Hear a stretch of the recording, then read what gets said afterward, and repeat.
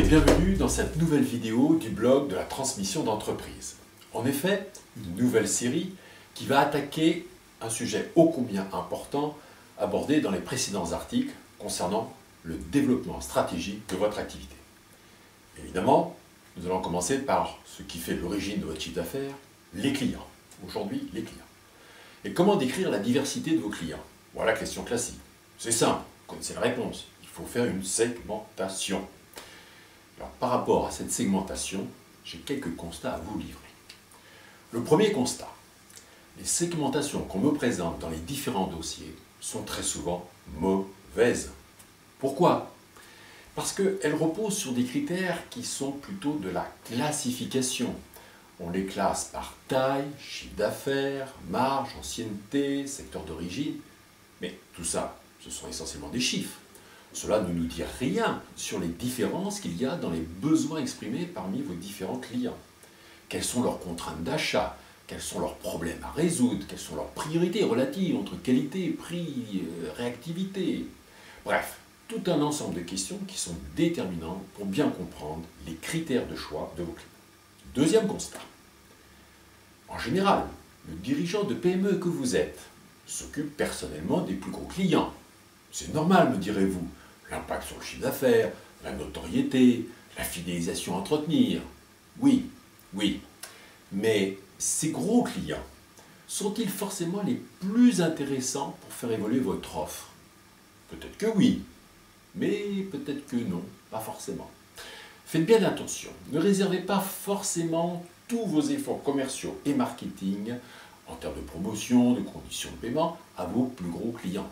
Faites-le plutôt sur vos clients d'avenir, ceux dont vous avez repéré et mesuré la performance croissante.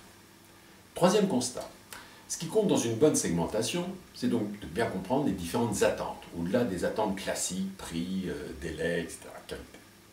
Donc, en général, on travaille sur deux autres dimensions complémentaires, de façon à mieux définir quel est le périmètre potentiel de votre offre sur le marché.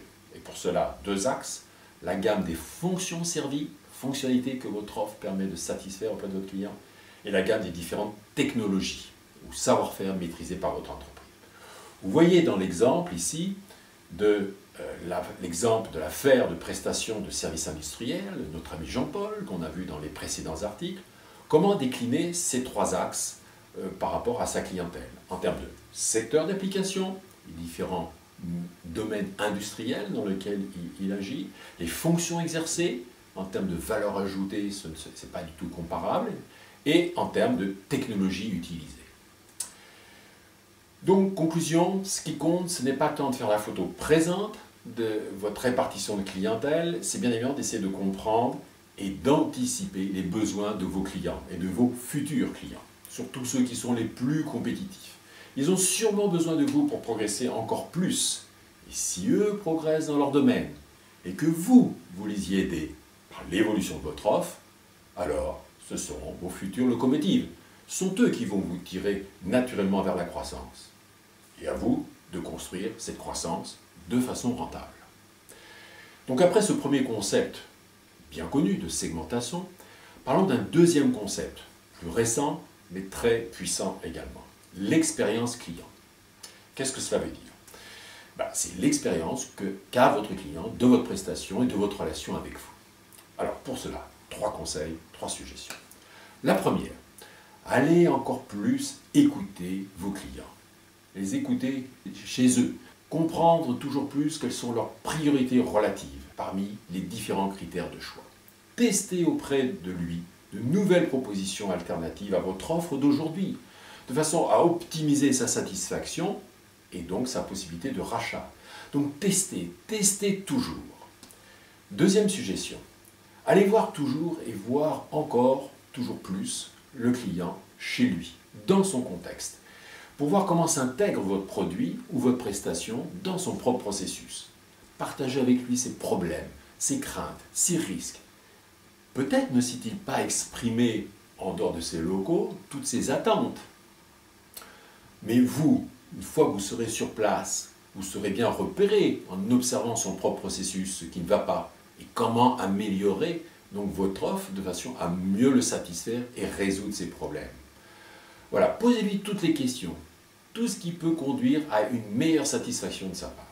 Troisième suggestion, écouter, voir, c'est très bien, mais d'autres moyens sont possibles, et en particulier de poser des questions, cette fois à distance, par mail ou par téléphone.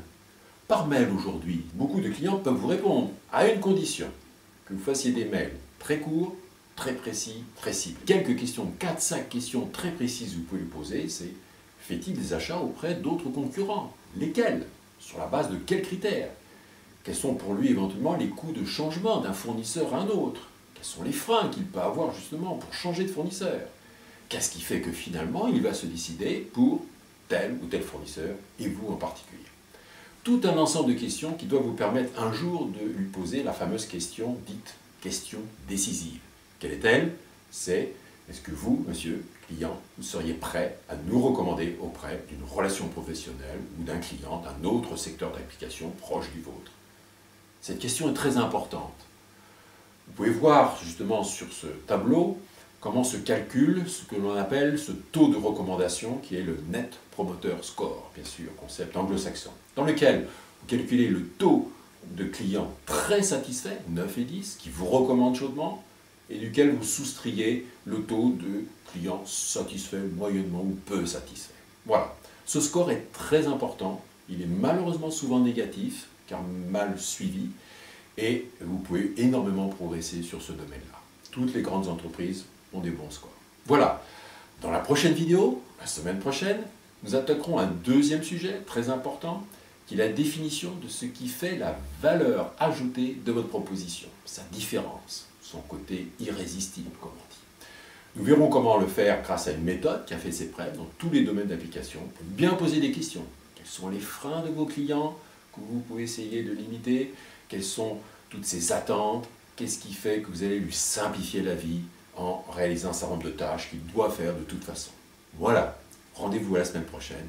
Merci pour votre attention. À bientôt, Jacques Jourdi.